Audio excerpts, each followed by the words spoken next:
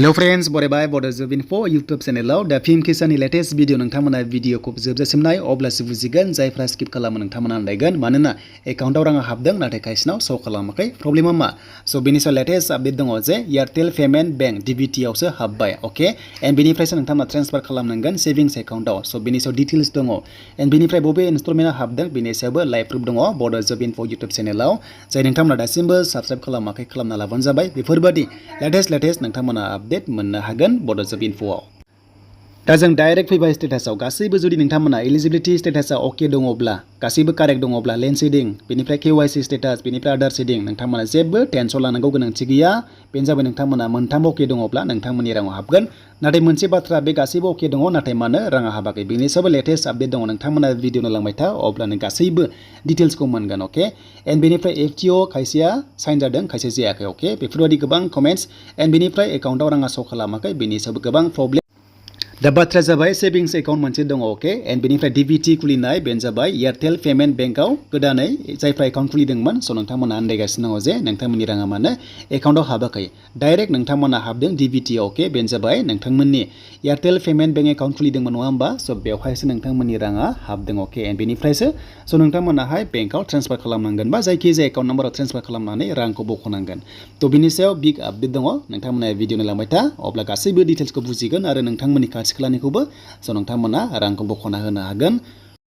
स' बेनिफ्राय 14 इनस्टलमेन्टआ बेयाव FTO प्रसेसआ न' जाना दङ ओके बेलासिसो आपडेट जायो गोबां क्र'र दं इन्डियायावहाय स' बेखायनो टाइम लायो ओके देन नोंथांमोना 11 क्र'र गाहाम हमनाला बेनिफिसियारि दङब्ला स' गोबां टाइम लागोन दा बेखायनो जोङो नायगोन जे नोंथांमोननि राङा बबे हाबमारखो दिनैनि दिनावहाय इनस्टलमेन्टआ जुदि जायफ्रानोखि DBT खुलिदोंमोन एयारटेल पेमेन्ट बेंकआव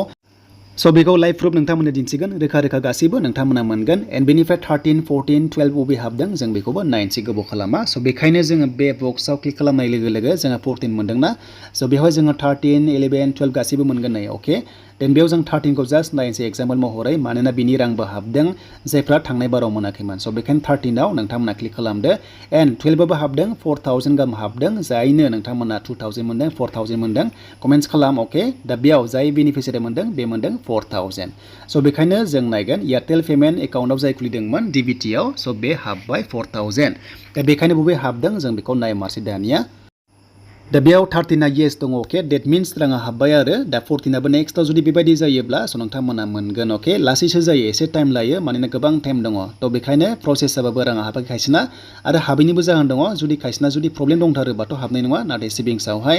मारै जों लांगोन जुदि एयारटेल पेमेन्ट एकाउन्टआ DBT खुलिदोंमोनब्ला स' माबोरै लांगोन बेखौबो नोंथांमोनजों शेयार खालामगोन ओके दा एयारटेल पेमेन्ट बेंकआव हाबनायखौ जों दानिया नायनोसै फैदो DBT आव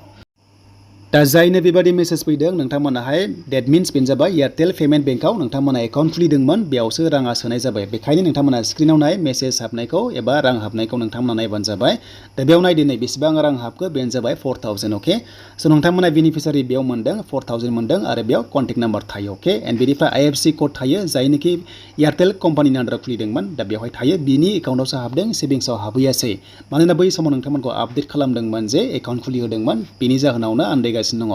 स' बेखायनो 4000 हाबदों एन्ड बे 4000खौ माबोरै दानिया नोंथांमोननि सेभिंग्स एकाउन्टआव ट्रेन्सफार खालामगोन एबा रांखौ बख'गोन दा रांखौ बख'नोबा जाय सेन्टाराव नोंथांमोना खुलिदोंमन बेयावबो नोंथांमोना बख'नो हायो फैसाखौ ओके